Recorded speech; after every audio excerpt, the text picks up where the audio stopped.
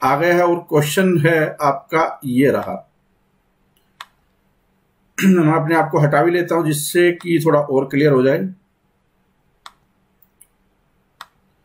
Question है consider the following statement regarding directive principle of state policy. ये राज्य के जो नीति निर्देशक सिद्धांत होते हैं उससे रिलेटेड कुछ स्टेटमेंट दी गई है और उस स्टेटमेंट के आधार पे आपको बताना है। और क्या बताना है, सबसे पहले आप ये देख लिया करो कि करेक्ट बताना है या इनकरेक्ट बताना है। तो यहां पे बिल्कुल साफ साफ है कि यहां पे आपको करेक्ट बताना है। तो देखिए तीनों स्टेटमेंट में से कौन कौन सी स्टेटमेंट है वो करेक्ट है। तीनों स्टेटमेंट से कौन कौन सी स्टेटमेंट करेक्ट है। These are constitutional instruction to the state in legislative, executive and administrative matter. कि राज्य द्वारा जो विधायिक, कार्यकारी और प्रशासनिक मामले हैं उसमें संवैधानिक निर्देश है। क्या ये बात है? दूसरी स्टेटमेंट पढ़ लेते हैं, तब तक आप सोचो पहली स्टेटमेंट के ऊपर क्या वास्तव में पहली स्टेटमेंट करेक्ट है। दूसरी देखिए क्या दिया, to seek to establish economic and social democracy in the country. ये क्या है कि सोशल और इकोनॉमिक डेमोक्रेसी है पूरे इंडिया में, वो सुनिश्चित करता है। दूसरी स्टेटमेंट ये है। और तीसरी स्टेटमेंट है to secure for all citizen a uniform civil code throughout the country is a part of social principle. क्या सोशल प्रिंसिपल का पार्ट है यूनिफॉर्म सिविल कोड? मतलब कि जो समान आचार संहिता लागू करना, नागरिक संहिता लागू करना, नागरिक संहिता न कि आचार संहिता, नागरिक संहिता लागू करना सामाजिक सिद्धांतों का एक हिस्सा है। तो देखिए पहली स्टेटमेंट बिल्कुल करेक्ट है कि हाँ ये बात ठीक है कि ये सरकार को निर्देश देता है। दूसरी स्टेटमेंट भी करेक्ट है कि directive principle of state policy है वो सोशल और इकोनॉमिक डेमोक्रेसी को सुनिश्चित करता है। दो स्टेटमेंट तो ठीक है। अब तीसरी स्टेटमेंट क्या है कि ये पर्टिकुलर अगर देखा जाए यूनिफॉर्म सिविल कोड है, उसका कोई सोशल प्रिंसिपल के साथ लेना देना नहीं है। वो एक लिबरल और इंटेलेक्चुअल प्रिंसिपल है, उसको वो आगे बढ़ाता है, न कि सोशल कोई एजेंडा होता है उसका कि जिससे सभी लोग जुड़े। तो ऐसा नहीं है। तो पहली स्टेटमेंट और दूसरी स्टेटमेंट करेक्ट है इसकी। और आंसर क्या हो जाएगा इसका? बी इसका आंसर हो जाएगा। इन चीजों को थोड़ा सा आप गूगल में सर्च भी कर लेना जिससे कि आप थोड़ा और क्लैरिटी आ जाए, क्योंकि ये फिलोसफिकल टाइप के क्वेश्चन होते हैं, उसमें स्टूडेंट गलती करने की संभावना बढ़ जाती है। अगला क्वेश्चन देखिए क्या दिया हुआ है इस क्वेश्चन में कि with reference to right to constitutional remedy guaranteed under article 32। आपको पता होगा कि भारत के संविधान में संवैधानिक उपचारों का अधिकार जिसकी गारंटी इंश्योर की गई, उससे रिलेटेड कुछ स्टेटमेंट है, 4 स्टेटमेंट है। अगले जो पेज है, क्योंकि स्टेटमेंट काफी बड़ी हो गई, साथ में हिंदी ट्रांसलेशन भी है, हिंदी होने की वजह से क्या है कि ये अगले पेज पे जा रहा है क्वेश्चन। तो लेकिन पहले अगले क्वेश्चन में देख लीजिए क्या पूछा है कि विच ऑफ द फॉलोइंग स्टेटमेंट है, अब वो स्टेटमेंट जो दी है वो करेक्ट कौन कौन सी है। तो आपको करेक्ट वाली बतानी है। तो पहली स्टेटमेंट देख लीजिए कि क्या करेक्ट है और या गलत है। Supreme court has ruled that article 32 is a basic feature of the constitution. Supreme court ने यह रूल किया है कि आर्टिकल 32 है वो क्या है, आर्टिकल 32 है वो संवैधानिक उपचारों का अधिकार है। मतलब कि basic feature of the constitution, इसके आधार पर कि आपसे ये कोई छीन नहीं सकता। Basic feature of the constitution है, 32 गया तो इसका मतलब फंडामेंटल राइट गए। ये एक इंपॉर्टेंट स्टेटमेंट है जो कि बिल्कुल करेक्ट है। दूसरी स्टेटमेंट देख लेते हैं, fundamental rights and other statutory rights can be enforce under article 32। क्या ये बात सत्य है? यह बात सत्य इसलिए नहीं है कि अदर स्टैट्यूटरी राइट है वो तो हाई कोर्ट वाले केस में एप्लीकेबल है। ये जो 32 है आर्टिकल, इसके तहत सिर्फ और सिर्फ fundamental right by supreme court यही है और इसके अलावा कुछ नहीं है। तो ये दूसरी स्टेटमेंट गलत हो गई क्योंकि ये स्टैट्यूटरी राइट है। क्योंकि आपको पता है कि जो हाई कोर्ट है वो उसके पास स्टैट्यूटरी राइट भी होते हैं और उसके पास में क्या है कि फंडामेंटल राइट भी होते हैं, इसलिए उसका दायरा जहां तक सवाल है राइट्स के मामलों में ये ज्यादा होता है। आप ये पढ़े होंगे आपने थ्योरी क्लासेस में। Supreme court has both exclusive and original jurisdiction in case of enforcement of fundamental right। तीसरी स्टेटमेंट में अभी बताऊंगा नहीं, गलत है, ऐसे ही आप थोड़ा दिमाग लगाएं जिससे कि थोड़ा दिमाग के दरवाजे खुलें। और चौथी स्टेटमेंट क्या है, article 32 can not be invoked to determine the constitutionality of an executive order or a legislation unless it directly infringes on any fundamental right। ठीक है। तो क्या है कि आर्टिकल 32 का तब तक इस्तेमाल नहीं किया जा सकता जब तक कि फंडामेंटल राइट का उल्लंघन हो रहा हो। और किसके द्वारा, कोई कानून या एग्जीक्यूटिव ऑर्डर के जरिए। तो उसी की संवैधानिकता टेस्ट करता है ये कॉन्स्टिट्यूशनल फंडामेंटल राइट्स की, न कि किसी दूसरे राइट की। तो चौथी स्टेटमेंट है बिल्कुल करेक्ट है। और जहां तक तीसरी स्टेटमेंट का सवाल है, तो यहां पे supreme court has both exclusive and original जुडिक्शन, ये गलत हो गया है। ये गलत क्यों हुआ?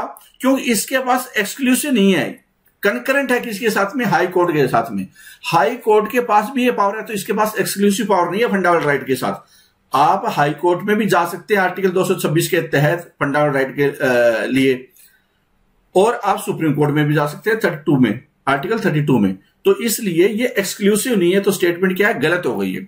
तो पहली स्टेटमेंट करेक्ट है और चौथी स्टेटमेंट करेक्ट है। तो आंसर क्या हुआ फिर?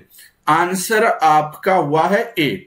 आंसर क्या हो गया? ए इसका आंसर हो गया। तो उम्मीद करता हूं ये बात समझ में आई होगी। कुछ एक क्वेश्चन हो सकते हैं थोड़ा आपको डिफिकल्ट लगे, कुछ एक क्वेश्चन है वो आपको आसान भी लगे जरूरत से ज्यादा, तो मिक्स टाइप की क्वेश्चनिंग हो जाएगी। अगला क्वेश्चन पे आ जाते हैं।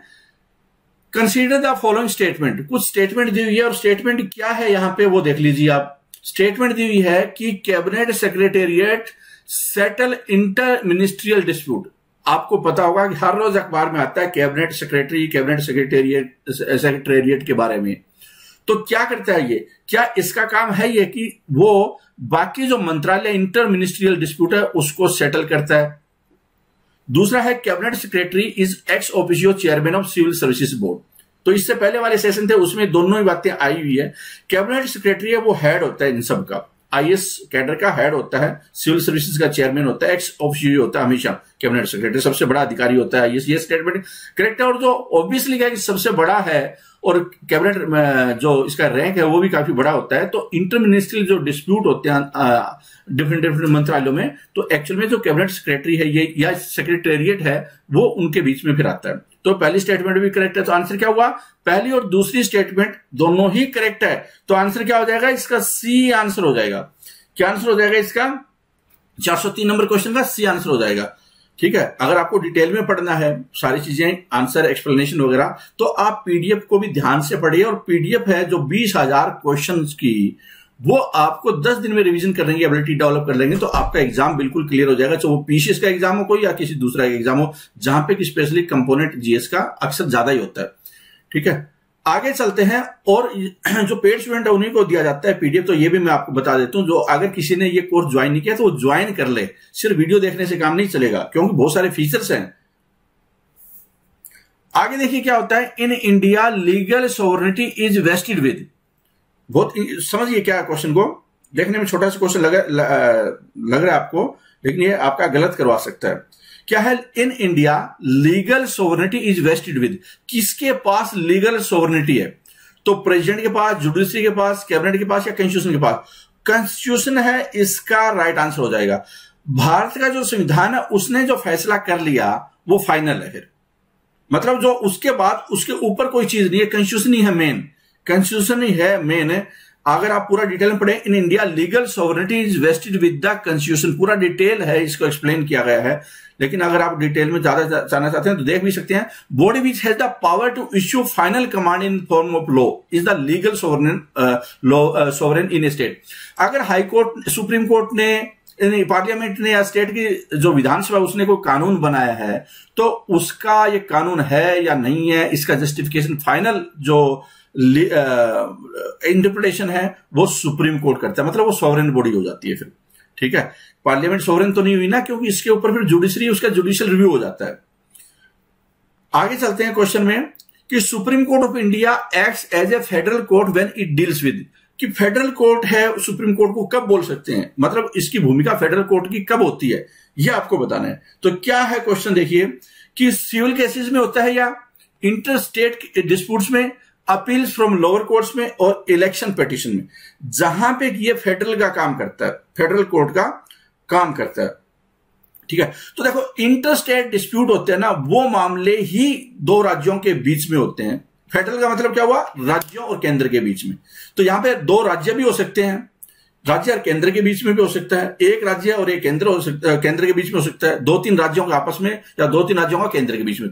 तो डिफरेंट डिफरेंट टाइप के जो डिस्प्यूट होते हैं, जिसको कि इंटर स्टेट डिस्प्यूट बोल सकते हैं, जिसको कि फेडरल काइंड ऑफ डिस्प्यूट बोल सकते हैं। मतलब हाई कोर्ट है वो काबिल नहीं होगा कि 2 राज्यों के बीच में अगर मामला है तो फिर वो सुप्रीम कोर्ट के जाएगा। तो इस केस में सुप्रीम कोर्ट है वो फेडरल कोर्ट का काम करेगा, फेडरेशन को निपटाने का काम करेगा, मतलब उसके अंदर समझौता करने का काम करेगा वो। तो आंसर क्या हो जाएगा? बी इस केस में आंसर हो जाएगा। आगे चलते हैं, क्वेश्चन नंबर आगे है आपके सामने, वो है 406। इलेक्शन कमीशन ऑफ इंडिया है वो क्या है? एक 1 मेंबर कमीशन है। आप जानते होंगे सारे कि इलेक्शन कमीशन है वो एक संवैधानिक संस्था है, कॉन्स्टिट्यूशनल बॉडी है। तो लेकिन इसमें मेंबर कितने होते हैं? इसमें मेंबर होते हैं 3। एक होता है चीफ इलेक्शन, 2 इसके साथ में और इलेक्शन कमिश्नर होते हैं। पहले एक ही होता था लेकिन अब 3 मेंबर होते हैं। ठीक है, तो इसका राइट आंसर क्या हुआ? बी इसका राइट आंसर हो गया। अब आ जाता है क्वेश्चन नंबर 407 और इस क्वेश्चन में क्या दिया हुआ है? Members of legislative assembly are, जो लेजिस्लेटिव मेंबर क्या है? Members of legislative assembly. Legislative assembly के जो मेंबर्स होते हैं, 1 मिनट को, अब आ जाते हैं। क्या है कि मेंबर्स ऑफ लेजिस्लेटिव असेंबली, विधानसभा के सदस्य हैं, वो कैसे इलेक्ट होते हैं? तो ऑब्वियसली क्या है कि वो जनता द्वारा, एमएलए तो जनता द्वारा बनते हैं, जनता द्वारा डायरेक्टली चुने जाते हैं, जनता द्वारा डायरेक्टली चुने जाते हैं। और लेजिस्लेटिव असेंबली, लेजिस्लेटिव काउंसिल होते हैं, उसमें मेंबर एमएलसी जिसको बोलते हैं, मेंबर ऑफ लेजिस्लेटिव काउंसिल, वो इनडायरेक्ट इलेक्शन होता है जैसे राज्यसभा का होता है। ठीक है, तो यहां पे एक पिछले सेशन में एक बात मैंने पूछी थी राज्यसभा के नॉमिनेशन से रिलेटेड। अब मैं आपसे या आपको एक सिचुएशन क्रिएट करता हूं कि अगर मान लो कोई मुख्यमंत्री है, जैसे पर्टिकुलर केस में अभी उद्धव ठाकरे है, वो न तो विधानसभा के सदस्य हैं और वहां पे विधान परिषद भी है। अब इलेक्शन नहीं हो सकते, लेकिन उनका 6 महीने का कार्यकाल है, 6 महीने का समय होता है कि बिना किसी सदस्यता के विधानसभा या विधान परिषद के कोई चीफ मिनिस्टर बन सकता है। अब ऐसी सिचुएशन में क्या होगा कि उनको मेंबर तो बनना है, लेकिन मेंबर क्या वो नॉमिनेटेड मेंबर बन सकते हैं? तो इसके लिए क्या है कि वहां सिफारिश की गई है किसको? गवर्नर को, कि नॉमिनेटेड कर दिया जाए। नॉमिनेटेड का कोटा होता है ना 1/3, सॉरी कितना होता है, 1/6 होता है राज्यपाल का, तो उसके जरिए ही उनको बनाने की कोशिश हो रही है। तो ये एक आपके सामने सिचुएशन है जिससे याद करने में आपको आसानी रहे। तो आगे देखिए क्वेश्चन आ जाता है, इसका क्वेश्चन का जवाब क्या हुआ? इसका आंसर हो जाएगा बी।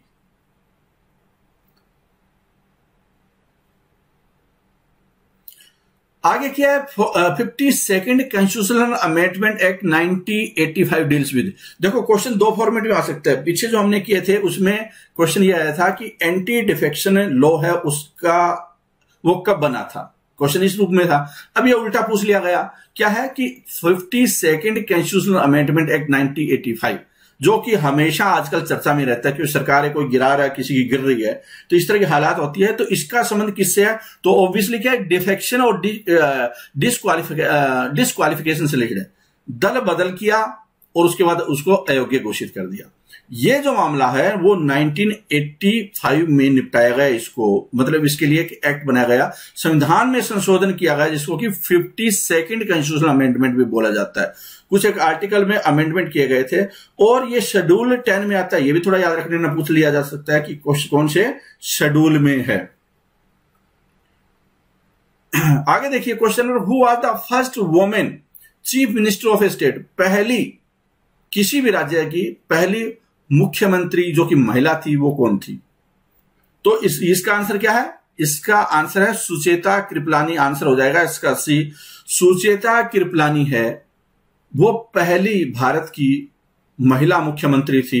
उत्तर प्रदेश को सर्व किया था 1963 से लेकर 1967 में। आप इसको भारत पाकिस्तान की लड़ाई हुई थी उस टाइम में, उस दौरान 1965 में, उस हिसाब से याद कर सकते हैं, या हरित क्रांति आ रही थी उस टाइम में, ऐसे याद कर सकते हैं।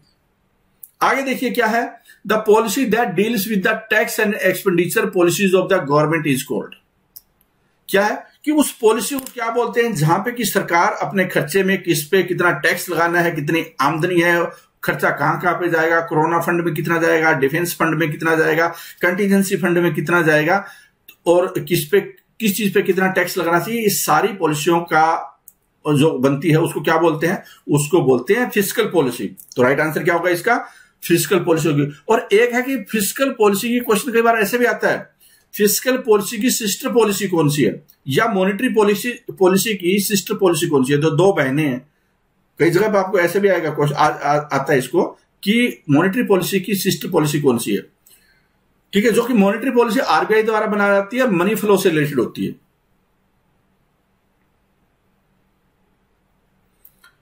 अब आ जाता है क्वेश्चन नंबर 411, इसका आंसर दें।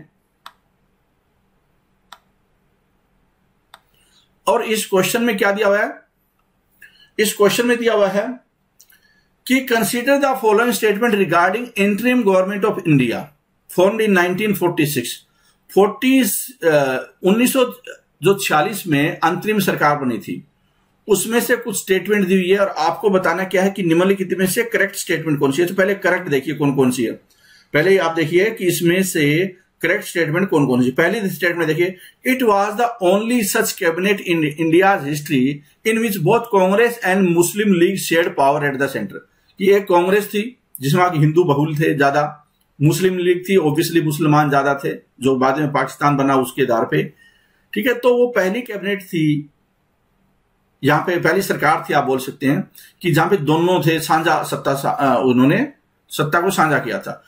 दूसरी स्टेटमेंट है interim government functions according to the government of India act 1935। क्या ये बात करेक्ट है कि ये जो सरकार बनी थी 1935 के अनुसार चली।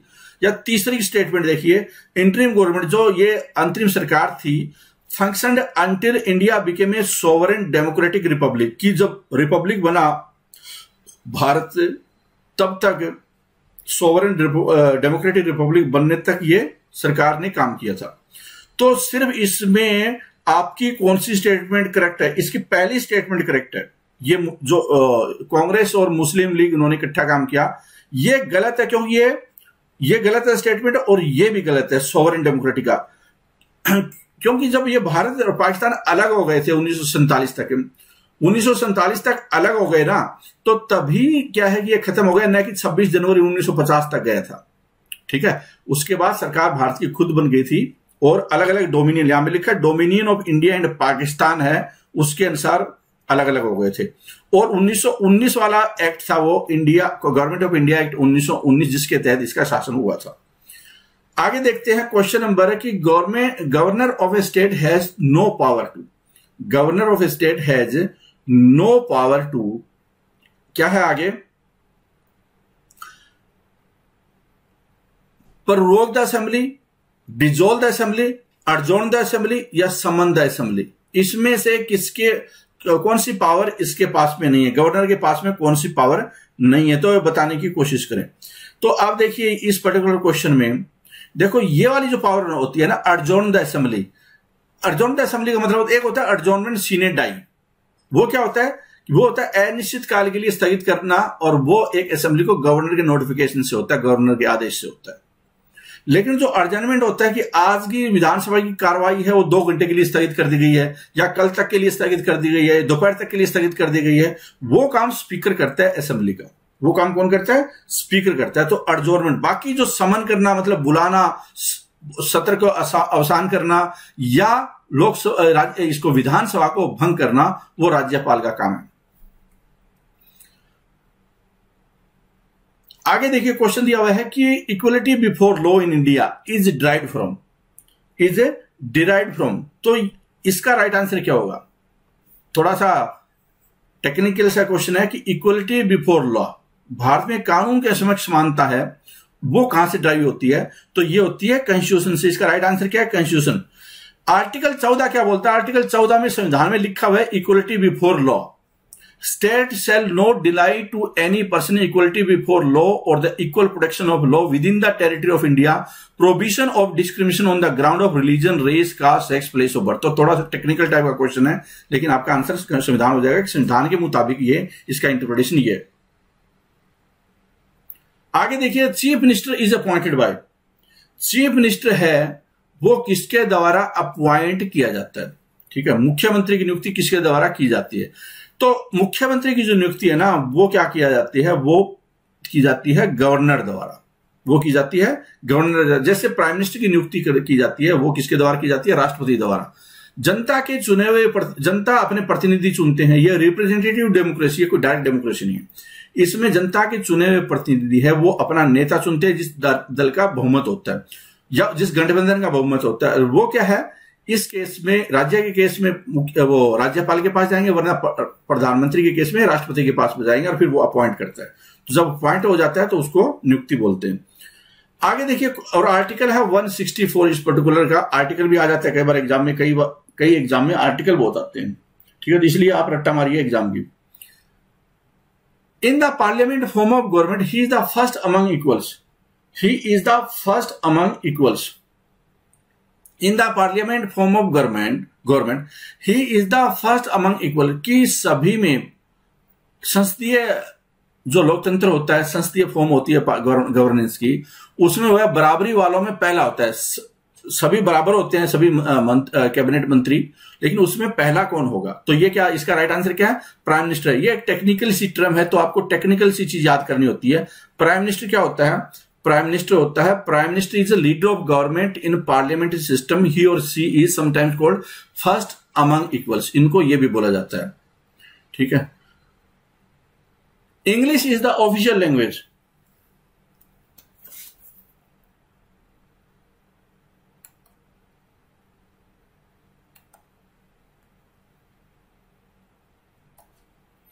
English is the official language of which of the following Indian state. कुछ ऐसे भी राज्य, एक ऐसा भी राज्य है जहां पे कि इंग्लिश है वो ऑफिशियल लैंग्वेज है भारत में। तो कुछ एक डरते हैं इंग्लिश से या नफरत करते हैं, और भले ही चाहिए उसका एग्जाम क्लियर ना हो लेकिन वो पढ़ने की कोशिश भी नहीं करता, या अपने बच्चों को इंग्लिश मीडियम में करवाएंगे लेकिन वहां से भले ही खुद को एप्लीकेशन न लिखनी आए। तो वो कौन सा राज्य है जहां पे इंग्लिश में बात करते हैं लोग, या इंग्लिश एक ऑफिशियल लैंग्वेज है? उसका नाम है नागालैंड, ठीक है। नागालैंड 1967 में नागालैंड असेंबली है, वहां पे इंग्लिश इंडियन जो ऑफिशियल लैंग्वेज है नागालैंड में, उसको ये घोषित किया था medium of education in Nagaland. और इसके अलावा जो नागमीज है, एक creole language based on Assamese is widely spoken. तो ये तो इंग्लिश बोली जाती है वहां पे, फिर जो नागमीज है जो कि आमतौर पे क्या है, जिसका डायलेक्ट वगैरह असमीज की तरफ है, उसी तरह से होता है, तो वो वहां पे प्रमुखता बोली जाती है। आगे देखिए कि the constitution of India assure economic justice to citizens through. Economic justice है वो किसके जरिए करता है? तो देखो, directive principle of state policy है वो इकोनॉमिक और सोशल जस्टिस है वो सुनिश्चित करता है। तो यहाँ पे पर्टिकुलर आर्टिकल नहीं दिया हुआ। कई बार क्या आर्टिकल दिया होता है तो कंफ्यूजन होती है, क्योंकि सारे आर्टिकल कोई जरूरत थोड़ी है वो सारी चीजों को रिफ्लेक्ट करे।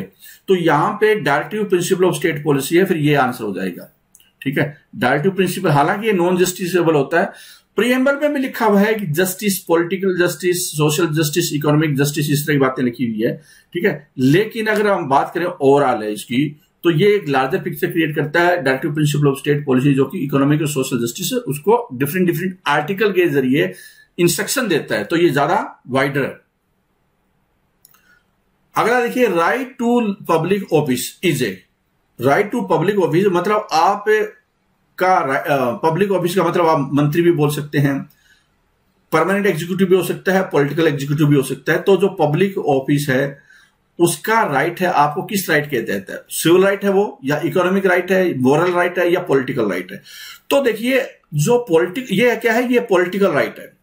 ये क्या है? पॉलिटिकल राइट है। पॉलिटिकल राइट और भी कई तरह के हो सकते हैं पॉलिटिकल राइट, जैसे कि इलेक्शन का लड़ना, he can be elected to a legislature municipal corporation में। तो देखिए, in a democratic state every citizen is also given the right to get elected to any public office. Any public office, किसी भी public office में कोई citizen है वो elect हो सकता है, तो ये उसका पॉलिटिकल राइट है। आगे देखिए, a law made by judiciary is known as, जो एक जुडिशरी लॉ बनाती है। देखो, वैसे तो पार्लियामेंट बनाती है, लेकिन कई बार क्या होता है कि जब जुडिशरी फैसले करती है उसमें एक आदेश बना देती है, या जैसे आपने देखा होगा विशाखा गाइडलाइंस, कुछ एक गाइडलाइंस दे देती है, ठीक है। और जब फैसले करती है उस टाइम में जो एक रिकॉर्ड बन जाता है कि इस तरह के जो फैसले होते हैं उसमें ये वाली चीज होनी है, तो उसको एक किस्म से वो लॉ बोलते हैं, केस लॉ बोलते हैं उसको। क्या बोलते हैं उसको? केस लॉ बोलते हैं। इसका राइट आंसर क्या हो जाएगा? बी इसका राइट आंसर हो जाएगा। इसको थोड़ा समझ भी सकते हैं कि case law is the collection of past legal decision written by courts and similar tribunal in court of deciding cases in which the law was analysed using these cases to resolve ambiguities for deciding current cases. These past decision are called case law or precedent. तो हम बोल सकते हैं कि जो पहले decision किए उनके आधार पर जो कोर्ट है उसने एक अपनी प्रेसिडेंट बना लिया, उसी के आधार पर जो करंट सिचुएशन है उसको सोल्व किया जा सकता है, तो उस तरह की सिचुएशन को केस लॉ बोला जाता है। आगे देखिए क्वेश्चन है 420 कि which 3 year period was observe as a plain holiday in country, कि ऐसा कौन सा समय था जिसमें कि योजना अवकाश प्लेन हॉलिडे है वो भारत में हो गया था। भारत की सिचुएशन उस टाइम में ठीक नहीं थी, योजनाएं फ्लॉप सी हो रही थी, लड़ाई वगैरह भी हो रही थी दूसरे देशों के साथ में, ठीक है। तो वो कौन सी सिचुएशन आई? तो देखिए जब हरित क्रांति का दौर था, उधर से पाकिस्तान के साथ लड़ाई खत्म हुई थी, तो ये हालत यहां पे ठीक नहीं थी, भूखमरी भी बहुत ज्यादा फैली हुई थी। 1966 से लेकर 69 तक 3 साल है प्लेन हॉलिडे, मतलब यहाँ पे एक एक साल की योजनाएं बनी, जो पंचवर्षीय योजना कॉन्सेप्ट चल रहा था वो चरमरा गया था यहाँ पे। आगे देखिए क्वेश्चन नंबर आ जाता है 421, और इस क्वेश्चन को बड़े ध्यान से पढ़िए, थोड़ा सा लंबी सी स्टेटमेंट है और क्या दिया इस क्वेश्चन में वो देखिए।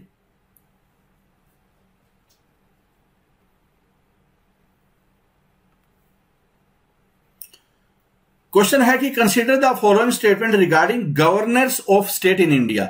यहां राज्यपालों से रिलेटेड है, यहां पे राज्यपाल होते हैं राज्यों के, एक से ज्यादा राज्यों के, और जो पूरा ऑल इंडिया लेवल है उस पर डिस्कशन हो रहा है। तो क्या दिया? Which of the following state अबो स्टेटमेंट आर करेक्ट। हमें करेक्ट वाली चीज देखनी है। तो पहली स्टेटमेंट देखिए, पहली स्टेटमेंट देखिए क्या दिया हुआ है, और आप भी समझने की कोशिश कीजिए, आंसर दें इसको कि according to the constitution the same person can be the governor of 2 और मोर स्टेट। क्या ऐसा हो सकता है कि एक है गवर्नर, वो दो या दो से ज्यादा राज्यों का भी हो सकता है एक साथ में? क्या ऐसा पॉसिबल है? पहली स्टेटमेंट तो ये। दूसरी स्टेटमेंट क्या दी है? Impeachment process is similar to that of president of India, ठीक है। Impeachment process is similar to that of president of India. क्या राष्ट्रपति की तरह ही गवर्नर को महाभियोग के जरिए हटाया जाता है, वैसे ही हटाया जा सकता है? तीसरा स्टेटमेंट है governor determines the amount payable by the government of Assam, Meghalaya, Tripura and Mizoram to an autonomous tribal district council as royalty accruing from the licence for mineral exploration. मतलब कुछ राज्यों में जो ट्राइबल एरिया ज्यादा है और वहां पे खनिज संपदा भी ज्यादा है, तो उन ट्राइबल को फायदा पहुंचाने के लिए क्या गवर्नर के पास ऐसी कोई स्पेशल पावर है जिसकी वजह से उस पर्टिकुलर जो यहाँ पे ऑटोनोमस काउंसिल बनाई जाती है, ट्राइबल डिस्ट्रिक्ट काउंसिल, उसको वो पैसा दे, बजट दे उसको, इस तरह की पावर क्या गवर्नर के पास होती है? तो तीसरी स्टेटमेंट ये है। तो इस पर्टिकुलर क्वेश्चन में देखिए पहली और तीसरी स्टेटमेंट है वो करेक्ट है, पहली और तीसरी करेक्ट है, दूसरी नहीं है। क्यों नहीं है? कि यहां पे प्रेसिडेंट की तरह इसका इंपीचमेंट नहीं होता, वैसे हटाया जा सकता है। अगर सरकार बदली तो उसको बोला जाता है कि भाई रिजाइन कर दो, ठीक है। 5 साल का वैसे कार्यकाल होता है, लेकिन प्लेजर ऑफ द प्रेसिडेंट होता है। तो यह स्टेटमेंट हो गई गलत, ठीक है। एक से ज्यादा राज्यपाल का और राज्यों का हो सकता है, ये स्टेटमेंट हो गई ठीक है। और यहां पे ये पावर है गवर्नर को बजट एलोकेट करने के लिए स्पेशल केसेस में, तो ये है स्टेटमेंट करेक्ट तीसरी। तो आंसर क्या हुआ इसका? बी इसका आंसर हो जाएगा। क्वेश्चन नंबर आ जाता है 422।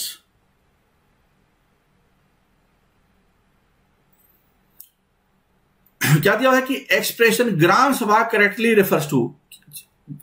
इस क्वेश्चन में पूछा गया है कि ग्राम सभा है उसका क्या मतलब है, ग्राम सभा क्या होती है।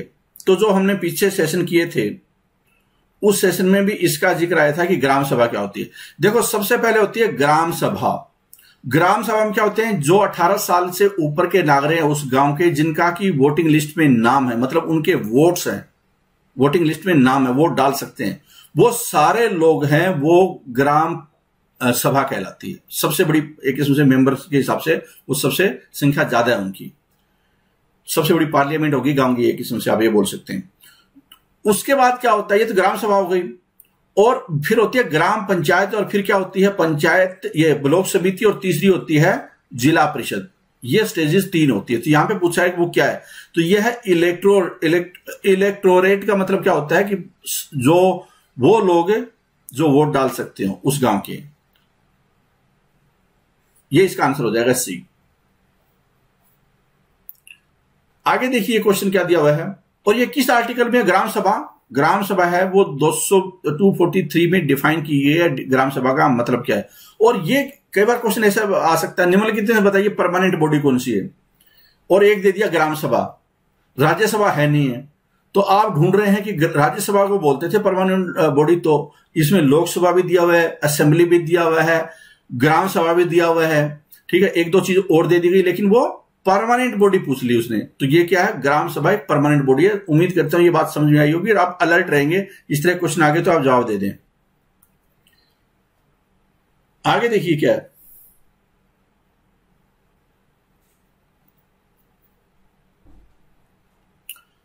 Under single transferable vote system each voter can, ये क्या होता है, ये देखिए कि जब राज्यसभा का इलेक्शन होता है उस तरह के केसेस में क्या होता है कि उसके पास एक जो वोट डालेगा, जितने भी ऑप्शन होते हैं, मान लो 4 कैंडिडेट खड़े हैं तो चारों को वो अपनी प्रेफरेंस देगा, या राष्ट्रपति का इलेक्शन खड़ा हो, राष्ट्रपति के इलेक्शन में तो क्या होगा कि जितने मेंबर होते हैं, मान लो 4 मेंबर होते हैं, तो वो चारों को अपनी प्रेफरेंस देगा कि मेरा पहली प्रेफरेंस ये है, दूसरी ये, तीसरी ये, चौथी है।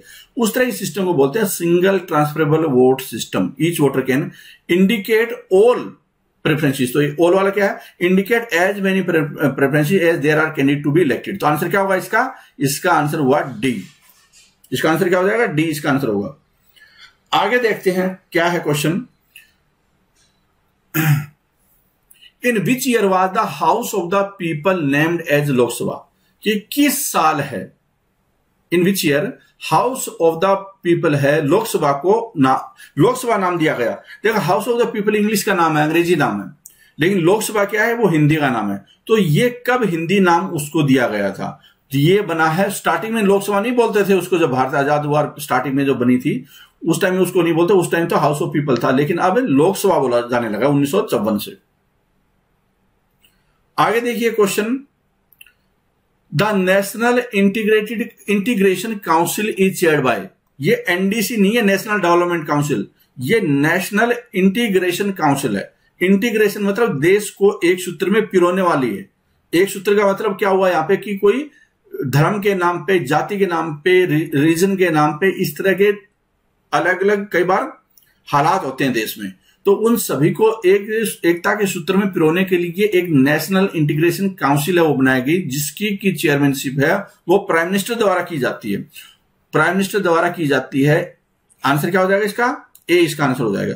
हालांकि बड़े दुर्भाग्य की बात है, या इसको इंपॉर्टेंस नहीं दी जाती, 16 मीटिंग हुई है और आखिरी तो 7 साल पहले हुई थी, लगभग 2013 में इसकी आखिरी मीटिंग हुई थी। तो कहने का मतलब है कि इसको कोई सीरियसली लेता नहीं है, ठीक है, लेता नहीं है, लोगों के पास टाइम नहीं है जो मंत्री संतरी है। और इसमें क्या है, काउंसिल मेंबर इंक्लूड, इसमें जो कैबिनेट मिनिस्टर्स होते हैं, एंटरप्रेन्योर होते हैं, सेलिब्रिटीज होते हैं, मीडिया हेड होते हैं, चीफ मिनिस्टर होते हैं, अपोजिशन लीडर होते हैं, हर तरह के लोग होते हैं इसमें।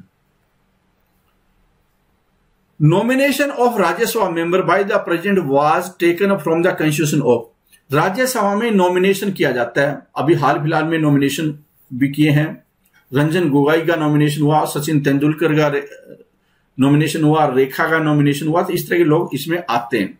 तो इसका जो परंपरा है ये कहां से लिया गया संविधान में, ये लिया गया था आयरलैंड से। ये कहां से लिया गया था, आयरलैंड से लिया गया था, बी इसका आंसर हो जाएगा। जो आयरलैंड है उससे काफी चीजें ली गई है, स्पेशली 3 चीजें क्या है कि जो डायरेक्टिव प्रिंसिपल का कॉन्सेप्ट है वो आयरलैंड से लिया गया, और आयरलैंड ने कॉपी मारी स्पेन से, और हमने आयरलैंड से कॉपी मारी। उसके बाद क्या है कि राज्यसभा वाला जो प्रेसिडेंट नॉमिनेट करता है उसकी कॉपी लगा दी। और तीसरा है जो इलेक्शन है, method of election of president, बहुत कॉम्प्लिकेटेड मेथड है, तो उसका जो इलेक्शन का तरीका है वो मेथड है हमने कॉपी किया, कहां से, आयरलैंड से किया। Concept of sovereign parliament originated in, sovereign parliament का मतलब होगा कि जो पार्लियामेंट ने डिसाइड कर दिया वो फाइनल है, उसके काम काज का कोई जुडिशियल रिव्यू नहीं हो सकता। सोवरेन का मतलब क्या होता है कि उसमें बाहरी हस्तक्षेप नहीं है। जैसे एक कंट्री है वो सॉवरन है, भारत क्या बोलता है कि भारत एक सॉवरन कंट्री है, जम्मू कश्मीर के मामले में कोई दूसरा हस्तक्षेप न करे, ठीक है। तो ऐसे ही क्या किया पार्लियामेंट सॉवरन का मतलब क्या हुआ, पहले भी कुछ बात आई थी सॉवरन से रिलेटेड इसी प्रेजेंटेशन में, इसी क्लास में, तो उसका भी यही मतलब है कि आप बाहर से कोई हस्तक्षेप नहीं होना चाहिए। तो ये जो कॉन्सेप्ट है कि पार्लियामेंट फाइनल करती है कोई चीज को, वो भारत में नहीं है, क्योंकि भारतीय जो कानून बनते हैं वो राष्ट्रपति के पास में भी जाते हैं और उसके बाद में राष्ट्रपति के बाद में फिर वो एक बार अपना हाईकोर्ट या सुप्रीम कोर्ट में उसके ऊपर मोहर लगती है कि क्या ये एज पर कॉन्स्टिट्यूशन था या नहीं था। तो कॉन्स्टिट्यूशन में जो कर दिया पार्लियामेंट ने वही फाइनल है। वो कहां पे है, वो इंग्लैंड में है। तो राइट आंसर क्या हो जाएगा इसका, राइट आंसर हो जाएगा ए।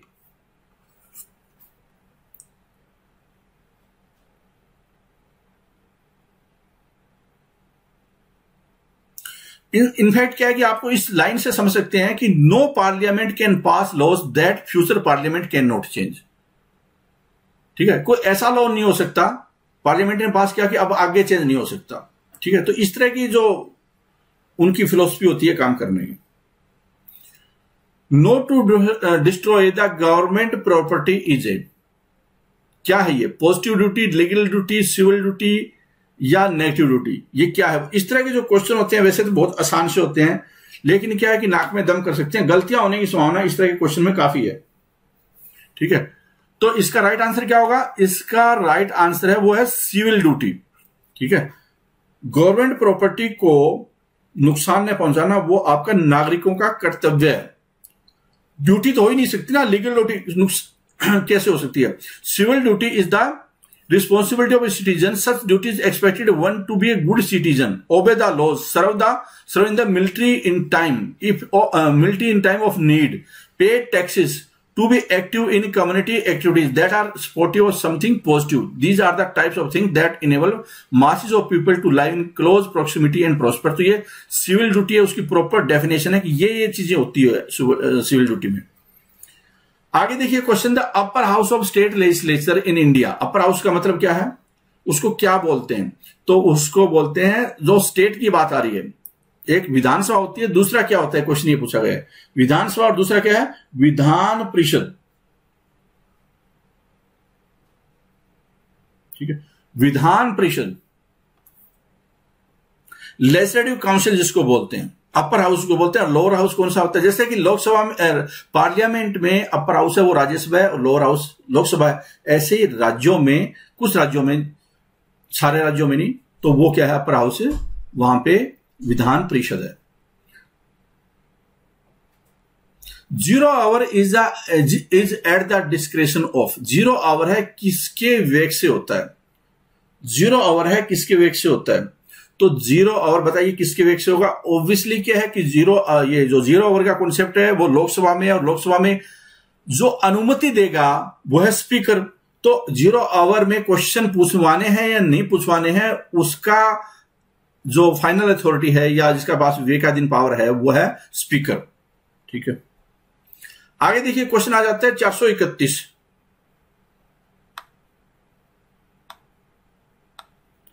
और इसमें कुछ स्टेटमेंट वाले क्वेश्चन है। देखिए क्या स्टेटमेंट दी हुई है, consider the following statement regarding A separate state flag. बहुत ही इंटरेस्टिंग सा क्वेश्चन है, बहुत ही इंटरेस्टिंग सा क्वेश्चन है।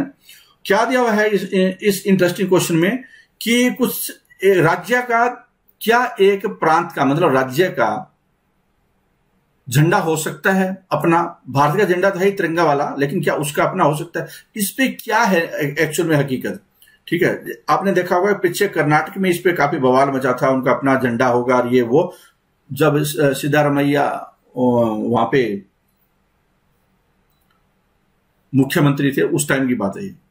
Supreme court has said that there is no provision in the constitution for the state to have its own flag. Supreme court has said there is no provision in the constitution की कोई संविधान में ऐसी बात नहीं लिखी है कि राज्य का अपना झंडा नहीं हो सकता, मतलब इसका हो सकता है। सुप्रीम कोर्ट ने क्या बोला कि ऐसा तो सुप्रीम कोर्ट में कहीं लिखा ही नहीं है कि झंडा नहीं होगा, तो इसका मतलब हो सकता है, प्रतिबंध नहीं है। दूसरा देखिए, under the constitution A flag is enumerated in the concurrent list, कि क्या झंडे पे जो रूल रेगुलेशन बनाना वो कंकरेंट लिस्ट में है। दूसरी स्टेटमेंट ये है, तीसरी है कि flag code of India 2002 does not impose provision on A state flag. 2002 में झंडे पे कोड बने, फ्लैग कोड ऑफ इंडिया 2002 बोला जाता है, और उसने भी कोई प्रतिबंध नहीं लगाया किस पे, स्टेट के झंडे पे, कि स्टेट का झंडा हो सकता है, ऐसा प्रतिबंध नहीं लगाया उसने कि नहीं होगा। तो पहली और तीसरी स्टेटमेंट तो करेक्ट है, दूसरी वाली करेक्ट नहीं है। ये कि एक सेंटर के पास है, मतलब कंकरेंट लिस्ट में नहीं, कंकरेंट का मतलब दोनों में, जिसको समवर्ती सूची बोलते हैं, समवर्ती नहीं, वो एक में ही है, केंद्र के पास में संविधान में लिखा हुआ है। तो पहला और तीसरा करेक्ट है। तो आंसर क्या हो जाएगा इसका? आंसर इसका हो जाएगा सी आंसर है, सी इसका आंसर हो जाएगा। इस पे चाहो तो आप और गूगल भी कर सकते हो, ठीक है, आप इस पे और गूगल भी कर सकते हो, और ये पूरी स्टेटमेंट भी आप बहुत अच्छी ढंग से पढ़ सकते हो, जिससे कुछ और जानकारी मिलेगी, और इसी से आगे पीछे क्वेश्चन आपसे पूछे जा सकते हैं झंडे के ऊपर, ठीक है। अगला देखिए कि जज of high courts are administered oath of office by. एक हाई कोर्ट का जज है, उसको ओथ कौन दिलाता है? हाई कोर्ट का जज है, उसको ओथ कौन दिलाता है? तो हाई कोर्ट के जजेस को जो ओथ दिलाते हैं वो है chief justice of high court. इसका आंसर क्या हो जाएगा? 432 का ए इसका आंसर हो जाएगा। आगे देखिए क्या दिया हुआ है क्वेश्चन का, आप थोड़ा चाहे तो पढ़ भी सकते हैं कि जजेस of a high court are appointed by president of India in consultation with the chief justice of India and the governor of the state. They are administered the oath of office by the chief justice of the concern state high court. ये एक official statement है संविधान में लिखी है। जो विच of the following does not come under the preview of election commission. Election commission के अधीन कौन सी चीज नहीं है? जो चुनाव आयोग है उसका दायरे में, उसकी परिधि में क्या नहीं आता? तो conduct the election of PM of India, क्या पीएम का चुनाव करना, राष्ट्रपति का चुनाव करना, to give recognition to political party, राजनीतिक पार्टियों को रिकॉग्नाइज करना, और सिंबल असाइन करना पॉलिटिकल पार्टी को।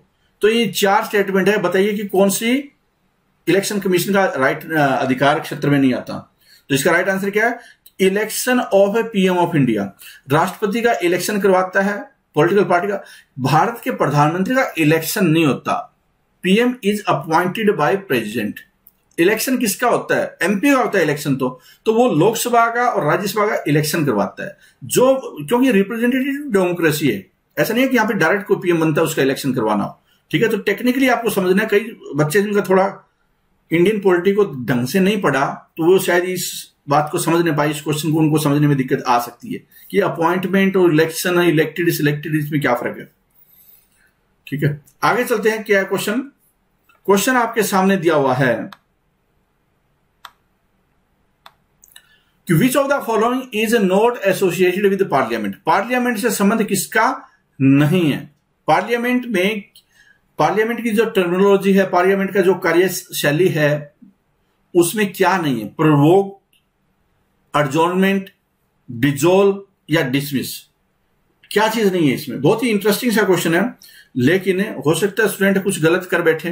तो यहां पे क्या है कि डिसमिस है, वो वर्ड नहीं है। डिसॉल्व का मतलब लोकसभा को भंग कर दिया जाता है, राष्ट्रपति द्वारा भंग करने के बाद में लोकसभा के फिर दोबारा इलेक्शन होते हैं, जनरल इलेक्शन जिसको बोलते हैं, ठीक है। तो इसका मतलब ये तो है संबंध। दूसरा अर्जोनमेंट, अर्जोनमेंट कौन करता है? स्पीकर करता है या प्रिजाइडिंग ऑफिसर करता है। उस केस में राज्यसभा का चेयरमैन हो गए। क्या कि एक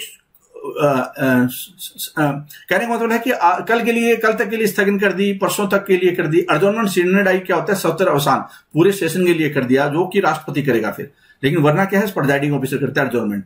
पर वो सत्र का अवसान करना, समन बुलाना, प्रो का अवसान करना, मतलब राष्ट्रपति द्वारा उस पर्टिकुलर सेशन को एंड कर दिया जाएगा नोटिफिकेशन के जरिए ऑफिशियली कि अब ये कार्रवाई खत्म। अर्जोनमेंट सिग्नेडाइज के बाद में अगला स्टेप प्रोरोग का हो गया, ठीक है। तो डी इसका आंसर हो जाएगा। Which is a permanent institution, which is a permanent institution, कौन सा स्थायी संस्थान है? बहुत ही इंटरेस्टिंग क्वेश्चन है, और ये वाले जो क्वेश्चन है ना, बहुत सारे बच्चे गलत कर देते हैं, ठीक है। क्योंकि वो रट्टा मारेंगे कि राज्यसभा परमानेंट है, इसके अलावा वो कुछ नहीं नजर आएगा। और लेकिन क्वेश्चन तो आया कि राज्यसभा का तो आंसर ही नहीं है, इसमें ऑप्शन ही नहीं है। तो कई बार तो ये सोच सकते हैं कि कहीं क्वेश्चन तो गलत नहीं है। एनीवे, थोड़ी देर पहले एक और आया था परमानेंट जिसका जिक्र था, वो आपको कमेंट सेक्शन में बताना था कि परमानेंट बॉडी और कौन सी मैंने बताई थी आज। ठीक है, फैमिली है, पॉलिटिकल पार्टी है, रेड क्रॉस है, यूएनओ है, तो कौन सी इसमें परमानेंट है? इसका राइट आंसर क्या है? फैमिली परमानेंट एक संस्थान है, परमानेंट इंस्टीट्यूशन, इसको इंस्टीट्यूशन बोलते हैं। पॉलिटिकल पार्टी तो 1947 या 200-300 साल की स्टोरी है, इससे पहले तो थी नहीं, और हो सकता है आने वाले टाइम में भी कई जगह पे ऐसी है कि पॉलिटिकल पार्टी है वो ना हो। रेड क्रॉस है, वो भी एक संस्थान, मतलब एक लिमिटेड टाइम के लिए, कोई जरूरत थोड़ी है। आज के टाइम में जो अमेरिका की सुपरमेसी खत्म हो रही है, पता चला रेड क्रॉस जैसी सोसाइटी भी खत्म हो गई, यूएनओ भी खत्म हो सकता है, कोई जरूरी नहीं है परमानेंट है। तो लेकिन फैमिली हमेशा रहेगी, फैमिली जैसा संस्थान हमेशा रहेगा, सदियों से आ रहा है, 3-4 हजार, 5 हजार, 10 हजार से, और वो आगे भी रहेगा। ठीक है, तो ये एक बहुत ही इंपॉर्टेंट माना जाता है। Family is a permanent institution as it predates the origin of nation states, की राज्य देश बनने से पहले ही होता था ये तो, और depend on man woman relationship. Marriage is the bedrock of this institution and is the principal institution for socialization of a children. तो ये एक पूरी डेफिनेशन है, लेकिन आपको तो ऊपर से ही समझ लो। चलो, anyway, which one of the following is a hindrance to liberty and independence? निम्नलिखित में से कौन आजादी और स्वतंत्रता के लिए बाधा है, अवरोध है? क्या है? 4 स्टेटमेंट दी हुई है, 4 टर्मिनोलॉजी दी हुई है, बताना आपको कि वो उल्टा लिबर्टी और आजादी और स्वतंत्रता, इन दोनों को अटैक कौन करता है, मतलब इन दोनों के खिलाफ कौन है? डिसेंट्रलाइज तो मतलब आजादी देना होता है, नीचे तक सभी लोगों को आजादी, तो इसका मतलब ये तो उल्टा हो गया उसका। डिसेंट्रलाइजेशन का उल्टा क्या हुआ? सेंट्रलाइजेशन। सेंट्रलाइजेशन में क्या होगा कि पावर ऊपर सत्ता के अंदर केंद्रित है, तो वहां पे वो कोशिश तभी करेंगे, वो 17 में जब केंद्र ऊपर पावर चली जाती है तो वो कोशिश ही करते हैं पावर हमारे पास रहे, नीचे ना आए। तानाशाही बढ़ने की संभावना होती है, ऑटोक्रेसी बढ़ने की संभावना होती है। तो वो लिबर्टी और इंडिपेंडेंस, जैसे कि आप चाइना का एग्जांपल ले सकते हैं, नॉर्थ कोरिया का एग्जांपल ले सकते हैं, जहां की कंप्लीट सेंट्रलाइजेशन है, वो फिर खतरा होता है ऑटोक्रेटिक बिहेवियर हो जाता है गवर्नेंस का। तो ये सेंट्रलाइजेशन इसका आंसर हो जाएगा। सेंट्रलाइजेशन है इसका राइट आंसर है।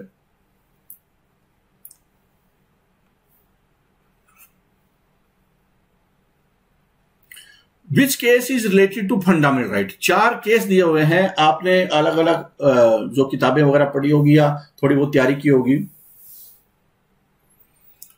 Golaknath versus state of Punjab, West Bengal versus union of India, Sharma versus Krishna, state of Bombay versus Balsara.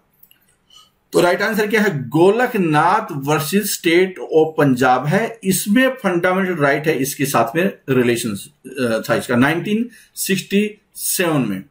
1967 में। और क्वेश्चन किससे रिलेटेड था कि क्या फंडामेंटल राइट्स का में अमेंडमेंट हो सकता है, नहीं हो सकता।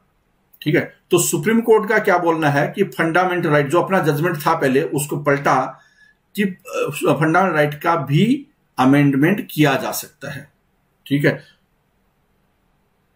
लेकिन वो बेसिक प्रिंसिपल है, basic feature of the constitution है, वो इंटैक्ट रहना चाहिए। और आर्टिकल 368 है, वो प्रोसीजर अपनाना पड़ेगा। Success of democracy depends upon, लोकतंत्र की सफलता निम्नलिखित में से किस पे डिपेंड रहती है, किस पे डिपेंड रहती है, ये आपको बताना है। तो बताइए इसका राइट आंसर क्या होगा? क्या है कि right to criticize, right to association, right to personal liberty और राइट टू प्रॉपर्टी। आपको कुछ एक मिलते जुलते ऐसे ही आंसर लग रहे हैं, और ऐसे ही क्वेश्चन है वो अक्सर स्टूडेंट गलत करके आ सकता है। ठीक है, ऐसे ही क्वेश्चन है वो गलत करके आ सकता है। तो इसका राइट आंसर क्या है? राइट आंसर इसका है वो है राइट टू पर्सनल लिबर्टी। आपको आजादी है, व्यक्तिगत स्वतंत्रता अधिकार है, ये सबसे बड़ी खूबी होती है एक लोकतंत्र की। डेमोक्रेसी तभी सक्सेस मान जाएगी जब आपको खुद को कि आपको कौन सी किसके साथ शादी करनी है, हिंदू के साथ करनी है, मुस्लिम के साथ में करनी है, अरोड़ा के साथ करनी है, शर्मा जी के साथ करनी है, वर्मा जी के साथ में करनी है, या किसके साथ में करनी है। ठीक है, पर्सनल लिबर्टी, क्या खाना है आपको, समोसे खाने हैं आपको, या क्या नॉन वेजिटेरियन खाना है, या दूध पीकर सो जाना है, बिस्किट खाने, क्या है आपका? तो राइट टू पर्सनल लिबर्टी है, वो आपको सक्सेस ऑफ डेमोक्रेसी के परिचायक है।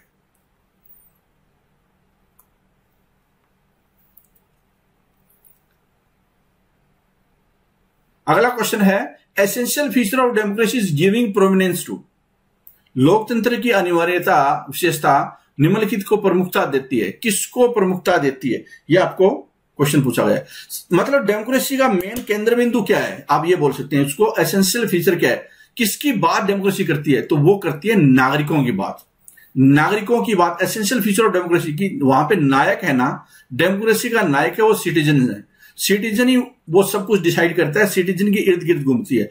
अगर राइट की बात करेंगे तो भी सिटीजन की बात आएगी, लिबर्टी की बात करेंगे तो भी सिटीजन की वोट आएगी, सरकार बनाने की बात करेंगे तो भी सिटीजन की आएगी, मंत्री संतरी नेता हाथ जोड़ें किसके? सिटीजन के, लो जी वोट दो। तो ये सारे काम सिटीजन है, वो मेन केंद्र बिंदु एसेंशियल फीचर है डेमोक्रेसी का।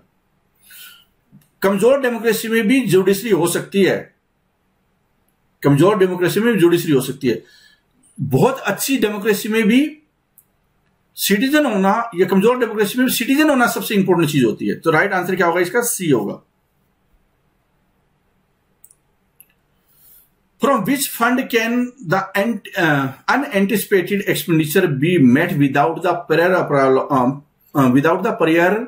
Approval of parliament? कि पार्लियामेंट की बिना अप्रूवल के अप्रत्याशित खर्चे हैं वो कौन से फंड से मीट हो सकते हैं? कहने का मतलब है कि किस निधि से, किस फंड से संसद की पूर्व अनुमति के बिना, बिना पार्लियामेंट की अप्रूवल के अप्रत्याशित खर्चे, मतलब कि जिसका कोई पता नहीं है, ठीक है, ऐसा दौरान आ गया, अचानक आ गया, उसको खर्चा किया जा सकता है। तो जैसे कि नाम इंडिकेट कर रहा है, कंटीजेंसी फंड ऑफ इंडिया इसका आंसर हो जाएगा, क्योंकि किसी को पता नहीं है कब आएगा, कब भूकंप आ सकता है, या कब कोई कोरोना आ सकता है, या कब कोई लड़ाई हो सकती है। कंटीजेंसी फंड या बनाकर रखा जाता है ताकि इमरजेंसी में उसका यूज किया जा सके, और जैसे ही उसका यूज हो जाता है तो वो कंसोलिडेटेड फंड ऑफ इंडिया से उसमें भर दिया जाता है। मतलब वो रखना है संभाल कर। अब देखते हैं क्वेश्चन नंबर आ गया 441 आपकी स्क्रीन के सामने। इसका जवाब देने की कोशिश करें। क्या है क्वेश्चन में, अपने आप को हटा लेता हूं। और क्वेश्चन है, कंसीडर द फॉलोइंग स्टेटमेंट। कुछ स्टेटमेंट दी हुई है, 3 स्टेटमेंट आपके सामने, और नीचे सबसे लिखा है, आप हमेशा ये पहले देखा करो वरना आंसर गलत होने की संभावना पहले ज्यादा हो जाएगी। करेक्ट पूछा है या इनकरेक्ट पूछा है? तो ये करेक्ट पूछा है। 3 स्टेटमेंट है जहां पे आप पूछा कि तीनों में से बता देना है कि कौन सी करेक्ट स्टेटमेंट है। तीनों में से आपके सामने कौन सी करेक्ट स्टेटमेंट आ रही है वो बताना है। तो पहला, department of official language was set up as an independent department of ministry of home affairs for accelerating the progressive use of Hindi for the official purpose of the union. ठीक है, क्या है कि हिंदी से रिलेटेड क्वेश्चन है। बहुत सारे बच्चे बोलेंगे कि हिंदी मीडियम में करवा दो, हिंदी में करवा दो। अब मैं ये जानना चाह रहा हूं कि क्या हिंदी के बारे में कुछ थोड़ा बहुत नॉलेज भी है उसकी हिस्ट्री का? ठीक है, तो ये आपका ही टेस्ट हो रहा है, हिंदी वालों का ही। तो ये स्टेटमेंट पहले बिल्कुल करेक्ट है कि ये official department of official language है, वो एक अलग से इंडिपेंडेंट डिपार्टमेंट है होम मंत्रालय में, होम मिनिस्ट्री में। और वो क्या है कि हिंदी को यूज ज्यादा से ज्यादा हो अलग अलग पर्पज के लिए, उसके लिए ये वकालत करता है या उसके पूरे काम करता है। ये बिल्कुल सही स्टेटमेंट है। अब आ जाता है, पहली तो हो गई, अब आ जाता है दूसरी statement. The constitution has not mentioned anything about the official language in of India. Bharat के 8वें शेड्यूल में 22 भाषाएं हैं, तो ये स्टेटमेंट तो गलत हो गई। फिर आगे है, Kanthasth is the computer software developed by the department of official language for translating all kind of official files from English to Hindi. Hindi to English या इंग्लिश टू हिंदी है, उसको फाइल को ट्रांसफर करने के लिए एक सॉफ्टवेयर बनाया गया और इस डिपार्टमेंट ने सॉफ्टवेयर बनाया, इस डिपार्टमेंट ने, उसका नाम है कंथस्ट। ये बिल्कुल सही स्टेटमेंट है। तो पहली और तीसरी करेक्ट होगी, आंसर हो जाएगा इसका सी। आंसर क्या हो जाएगा इसका? सी हो जाएगा। ठीक है, पूरा डिटेल जानकारी लेनी है तो वहां पे ले भी सकते हैं, दिया हुआ है। आगे चलिए कि no confidence motion against the union council of minister can be initiated. जो नो कॉन्फिडेंस मोशन होता है, अविश्वास प्रस्ताव बोलते हैं जिसको, किसके खिलाफ होता है? वो केंद्रीय मंत्री परिषद के खिलाफ होता है, union council of minister, UCM के खिलाफ होता है। उसकी शुरुआत कहां होती है, मतलब वो कहां पे प्रस्ताव लाया जा सकता है? सरकार, दूसरे शब्दों में क्या है, सरकार को गिराने से संबंधित अगर उसके पास मेजोरिटी टेस्ट करनी है तो कहां पे होगा? वो लोकसभा में होगा, राज्यसभा में होगा, दोनों की जरूरत पड़ेगी, या कोई असेंबली में जाकर होगा। तो इसका राइट आंसर क्या है? इसका राइट आंसर है लोकसभा में ही फैसला होगा कि सरकार के पास बहुमत है नहीं है। इसके लिए नो कॉन्फिडेंस मोशन लाया जाता है सरकार के खिलाफ में। अगर वो पास हो जाता है, सरकार गिर जाती है। Who has the sole right to issue paper currency in India? Bharat में कागज मुद्रा जारी करने का एकल अधिकार किसके पास है? कौन है वो पेपर करेंसी इश्यू करता है? किसको नोट छापने का अधिकार है? ठीक है, ऑफिशियली, क्योंकि बिना ऑफिशियल के इलीगल तो बहुत सारे लोग छाप रहे होंगे, 500 500, 1000 1000, 2 2000 इस तरह के नोट। 1000 का तो चलो है नहीं आजकल, ठीक है, लेकिन कौन छाप रहा है? वो छाप सकता है वो रिजर्व बैंक ऑफ इंडिया। 1 रुपए का नोट होता है, उसको छोड़कर करेंसी है वो कौन इशू करता है? वो रिजर्व बैंक ऑफ इंडिया, जो कि भारत का सेंट्रल बैंक है। ये वाला सेंट्रल बैंक ऑफ इंडिया वो अलग चीज है, ये एक बैंक का नाम है, ये एक बैंक का नाम है सेंट्रल बैंक ऑफ इंडिया, लेकिन सेंट्रल बैंक है वो भी उसका नाम भी रिजर्व बैंक ऑफ इंडिया है। मतलब भारत का जो, ये एक इंडिविजुअल बैंक की बात नहीं हो रही है, भारत का जो सेंट्रल बैंक है उसका नाम है रिजर्व बैंक ऑफ इंडिया, ठीक है।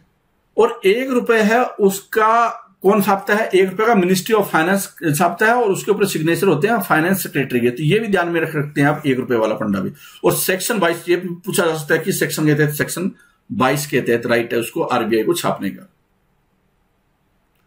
When a constitutional amendment bill goes to president, कि एक संवैधानिक संशोधन से रिलेटेड है, संविधान में संशोधन से रिलेटेड बिल है, वो प्रेसिडेंट के पास गए, तो क्या वो एक्ट बनने से पहले, एक्ट का बनता है जब राष्ट्रपति साइन करते हैं तभी तो एक्ट बनता है ना बिल। तो आपको क्या बताना है कि राष्ट्रपति है संवैधानिक संशोधन पे, वो उसकी अपनी सहमति को रोक सकते हैं, या पार्लियामेंट को वापस रिकंसिडरेशन के लिए भेज सकते हैं, या डिले कर सकते हैं 6 महीने, लेकिन 6 महीने से ज्यादा नहीं। तो या फिर क्या है कि बाउंड है अपनी सहमति देने के लिए, क्या है? बाउंड है अपनी सहमति देने के लिए। तो आपको बताने क्या इसका राइट आंसर होगा। इसका राइट आंसर क्या है? डी है। जब 2/3 बहुमत से कोई चीज पास होकर चली गई है, 368 के साथ चली गई है, तो राष्ट्रपति है उसको मना नहीं कर सकते, उसको अपनी अनुमति देनी पड़ेगी, ठीक है। मनी बिल भी ऐसे ही केस है और ऐसे ही केस है, राष्ट्रपति की अनुमति होना, अपने आप ही अनुमति देनी पड़ेगी उनको कॉन्स्टिट्यूशनल अमेंडमेंट बिल में।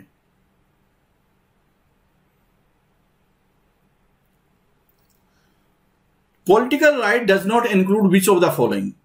पॉलिटिकल राइट है, पॉलिटिकल राइट कौन से हुए कि आपको राइट टू वोट, वोट डाल सकते हैं, राइट टू लाइफ, क्या राइट टू लाइफ भी पॉलिटिकल राइट के अंतर्गत आता है, right to contest in election, right to lodge complaint against executive bodies of the government. मतलब कि जो सरकार है, सरकार के खिलाफ, सरकार के अधिकारियों के खिलाफ या नेताओं के खिलाफ है, वो कंप्लेंट करने का राइट आपके पास में।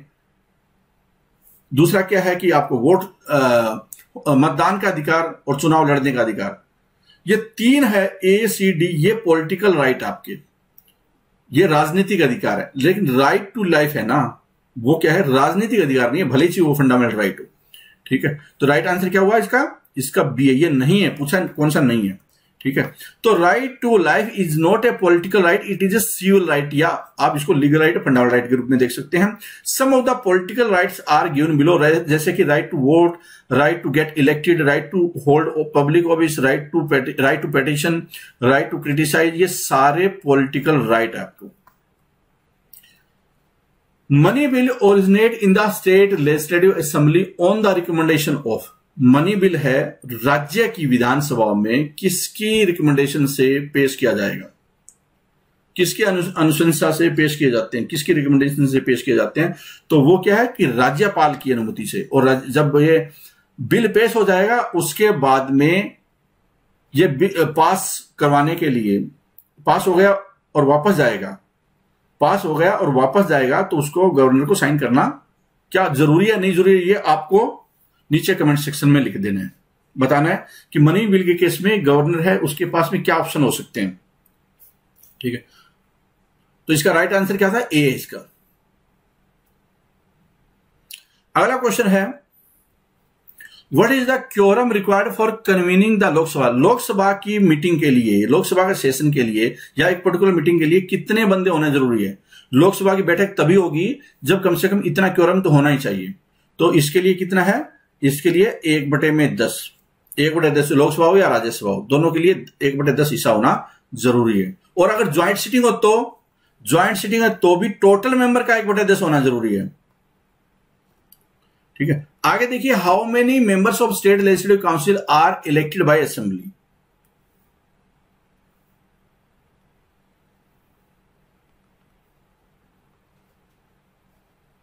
ठीक है, क्वेश्चन है how many members of state legislative council are elected by assembly. जो दूसरा अपर हाउस होता है उसके लिए जो एमएलए है उनके पास भी वोटिंग राइट का है, लेकिन एमएलए वो नहीं होने चाहिए, एमएलसी वो नहीं बनने चाहिए जो एमएलए हो। तो कितने लोग हो सकते हैं वो कितने लोगों को एमएलए है वो इलेक्ट करेंगे, तो वो 1/3। कितना है इसका? 1/3 आंसर। आगे देखिए, what is the period within which proclamation of national emergency made by the president is to be placed before each house of the parliament for approval.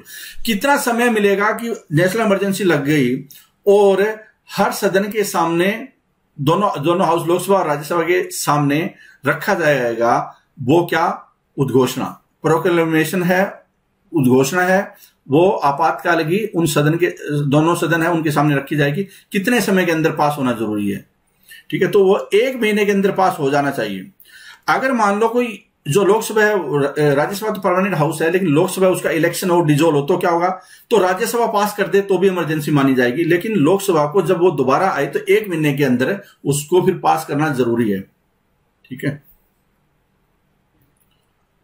अगला क्वेश्चन है, function of the pro tem speaker क्या है? Pro tem speaker क्या होता है? पहले तो ये समझ लीजिए कि जब आप प्रोटेम स्पीकर क्या होता है तो अपने आप ही समझ जाएंगे कि करना क्या है उसको, फिर अपने आप ही समझ जाएंगे करना क्या है। तो प्रोटेम स्पीकर जब भी लोकसभा है वो चुनकर आती है, पहली बार मीटिंग करती है, तो उसका कोई स्पीकर नहीं होता। तो इसलिए जो प्रोटेम स्पीकर होता है राष्ट्रपति द्वारा नियुक्त किया हुआ, वो जो आमतौर पर सबसे वरिष्ठ सदस्य होता है, वो सभी को ओथ करवाएगा, सभी एमपी को ओथ करवाएगा और स्पीकर और डिप्टी स्पीकर के वो इलेक्शन करवाता है। तो ये काम क्या है? वो काम करता है फिर स्वीरिंग इन मेंबर्स, मतलब उनको शपथ दिलाना, और स्पीकर जब तक कि नया चुनकर नहीं आ जाता तब तक वो अपना काम करता रहेगा। किसका? लोकसभा के स्पीकर का। तो आंसर इसका क्या हो जाएगा? सी इसका आंसर हो जाएगा। सी इसका आंसर हो जाएगा। ठीक है, तो आप नीचे कमेंट सेक्शन में बता सकते हैं कि आपके कितने आंसर आज 50 क्वेश्चन में से करेक्ट हुए। उम्मीद करता हूं कि आपके 40 से अबो करेक्ट हुए होंगे। अगर 40 से अबो नहीं हुए तो थोड़ा सा जोर लगाना स्टार्ट कर दो, थोड़ा सा जोर लगाना स्टार्ट कर दो। ठीक है, इस क्लास में इतना ही। Thank you very much for watching this. All the best.